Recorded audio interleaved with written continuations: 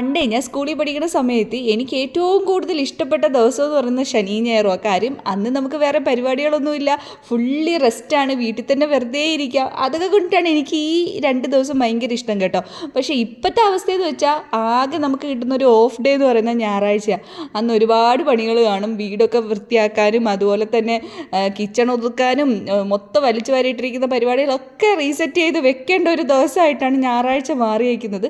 അപ്പോൾ ഇന്നും അതുപോലെ ഒരു ഞായറാഴ്ചയാണ്.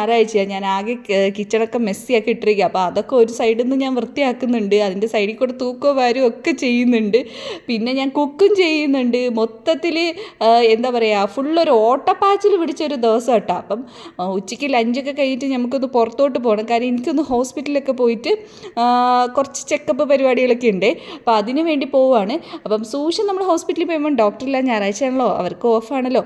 അപ്പോൾ നമ്മൾ അത് കഴിഞ്ഞ് വെളിയിൽ ഇറങ്ങിയതിന് ശേഷം കുറച്ച് ആൾക്കാരെ കാണാനും അങ്ങനെയൊക്കെയുള്ള കുറച്ച് പരിപാടി ഉണ്ടായിരുന്നു. അത് കഴിഞ്ഞ് നമ്മൾ ചായ കുടിക്കാൻ വേണ്ടി സ്ഥിരം നമ്മുടെ റെസ്റ്റോറൻറ്റിലോട്ട് പോയി കേട്ടോ. അവിടെ നമ്മൾ കോഫിയും മസാലപ്പൂരിയൊക്കെ ഓർഡർ ആക്കി അതൊക്കെ കുടിച്ച് കഴിഞ്ഞതിന് ശേഷം നമ്മുടെ മീനും കാര്യങ്ങളും പച്ചക്കറികളും ഒക്കെ മേടിച്ച് നേരെ വീട്ടിൽ പോയേ. പിന്നെ മീനൊക്കെ ഞാൻ അതുപോലെ ഫ്രീസറിലോട്ട് അങ്ങ് കയറ്റി വെച്ചു. കാര്യം ഓൾറെഡി ഞാൻ ഇന്നത്തെ പരിപാടികളെല്ലാം സെറ്റ് ചെയ്ത് വെച്ചതുകൊണ്ട് എനിക്കിന്ന് ഈവനിങ് ഫുൾ ഫ്രീ ആണ്.